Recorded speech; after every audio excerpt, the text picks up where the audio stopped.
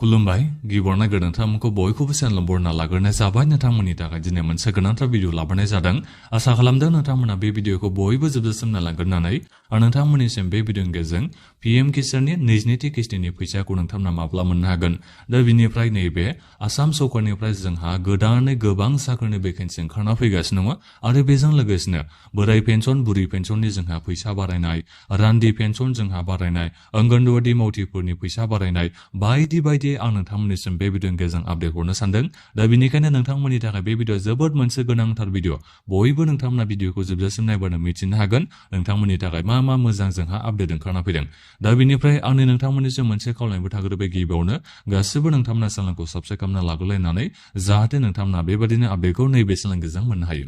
आं गिबियावनोथ' नोंथांमोननिसिम नैबे पीएम किसाननि 22थि किस्तिनि फैसाखौ नोंथांमोना माब्ला मोननो हागौ बादि आं बिनि बागैनो खोन्थाहरफिनबावनोसै फैबाय थानाय फेब्रुवारिनि 28 तारिखआव राजस्थाननिफ्राय प्राइम मिनिस्टार नरेन्द्र मोदी बिथाङा नोंथांमोननि नैबे पीएम किसाननि 22थि किस्तिनि 2000 फैसाखौ सोना हरगोन बादि बेयो 100% दायो फिक्स जाथ'वाखै मानो होनोबा अफिसियेलि दायो बिथांमोना डेटखौ होथ'वाखै अब्लाबो दायो जा खौरां मोननो हादों दा डेटआ बेनो जाहैबाय आरो फैगौ फेब्रुवारिनि 28 तारिखआव फेब्रुवारिनि 28 तारिखआव नोंथांमोना 2000 फैसाखौ मोननो हागौ बादि 100% नङा आं नोंथांमोननिसिम बेखौ बुंगासिनो दङ दा बिनिफ्राय जोंहा गोदान साख्रिनि भेकेन्सिया जाहैबाय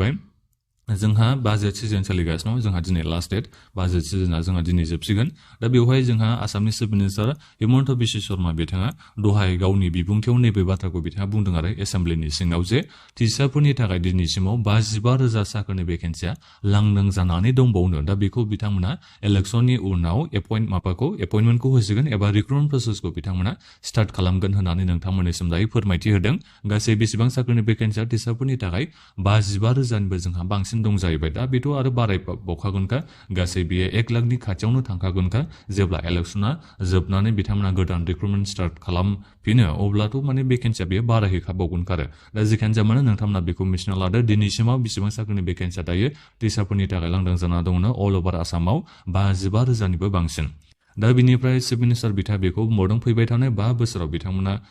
इलेक्सनाव देरहानानै सरकारखौ दाफिननो हायोबा 2 लाख लाइमोनफोरनो बिथांमोना साख्रि होनायनि बाथ्राखौ आरोबाव बिथाङा दहाय एसेम्ब्लियाव बिबुंथियाव बुंथिबावदों दा बेखौबो नोंथांमोना मिथिना लाबानो जाबाय दा बिनिफ्राय आरोबाव बिथाङा बेखौबो बुंबावदों सीएम ट्रिपल स्किमनि जोहै फैबाय थानाय 5 बोसोराव गासै 10 लाख लाइमोनफोरनो आरोबाव सासेयाव सोरनोबा 2 लाख सोरनोबा 5 लाखसिम फैसा होनायनि बाथ्राखौ बिथाङा आरोबाव दिनैबो बे बिबुंथिखौ होबावदों आरो मानो होनोबा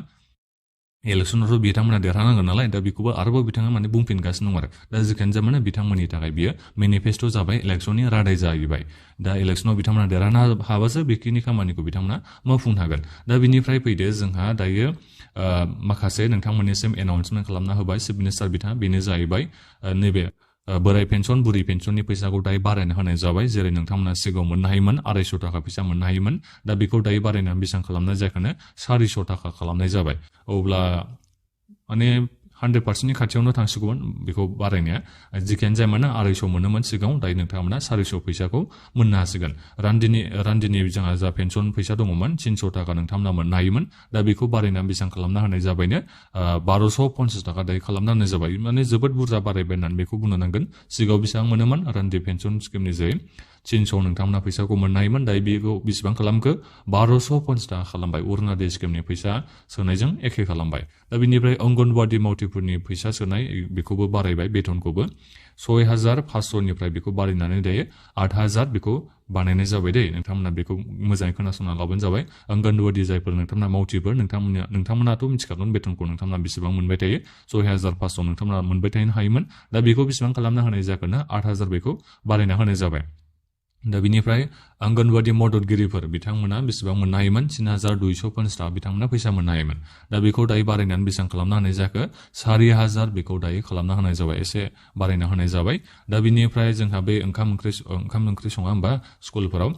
दा बिनि फैसाखौबो दायो बारायना होनाय जाबाय 1500निफ्राय 2,000सिम बेखौ खालामनाय जाबाय दा बिनिफ्राय नैबे सुपारभाइजारफोरनि बेथनखौबो बारायना होनाय जाबाय 9,000निफ्राय 10,000सिम बेखौ खालामना होनाय जाबाय दा नोंथांमोना बेखौ मिथिना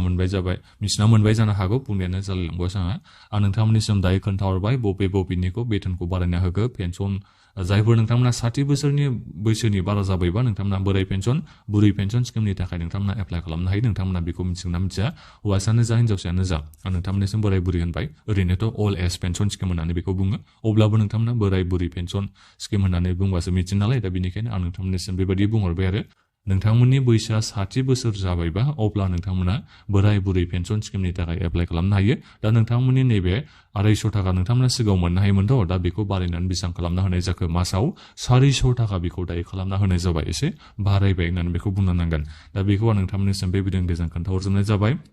दा बेखिनियावनो नोंथांमोना माबाफोर सोंनांगौ दङबा भिडिअखौ बक्सआव कमेन्ट खालामना सोंहरबानो जाबाय आरो दा माखासे बेखौ सोंहरलायगोन बोरै जाखो जिबन प्रेरना स्किमनियालाय निजुत बाबु आसनि स्किमनियालाय होननानै आरोबाव माखासे सोंहरलायगोन आं नोंथांमोननिसिम बुंहरगासिनो दङ जेबो डेट ओंखारना फैयाखै दै आं नोंथांमोननिसिम माने भिडिअ लाबोखागोन जुदि सरकारा गोदान डेट एनाउन्समेन्ट खालामना होबानो उमुक तारिखआव सोना हरसिगोन होननानै बुङोबानो आं नोंथांमोननिसिम भिडिअ लाबोगोन दा बेनिखायनो सिन्था खालामना नोंथांमोनाथ' मोनखागोनखा नोंथांमोना चेनेलाव आपडेट थाबाय था आं नोंथांमोननिसिम एसे उनाव भिडिअ लाबोगोन डेटआ ओंखारना फैबानो दा बेखिनियानोमोन नोंथांमोना बे भिडिअखौ बयबो शेयार खालामदो आं नोंथांमोननिसिम एसे उनाव स्टुडेन्टफोरनि थाखाय स्कलारशिपफोरनि माखासे आपडेट लाबोनो नागिरदों नोंथांमोना चेनेलाव बयबो आपडेट थाबानो जाबाय दा बेखिनियानोमोन गोजोन्थों